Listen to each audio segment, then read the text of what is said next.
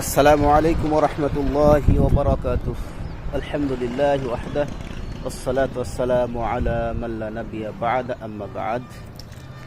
বন্ধুরা, দুরাইল আহলে হাদিস হাফেজা মাদ্রাসার তৃতীয়তলার ছাদ থেকে সকালের স্নিগ্ধ আবহাওয়া এবং মনোরম পরিবেশ দেখানোর জন্য চলে আসলাম আপনাদের মাঝে।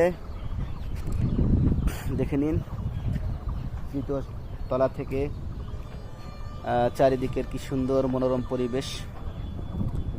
আকাশ এই মুহূর্তে মেঘলা, সুন্দর স্নিগ্ধ আবহাওয়া।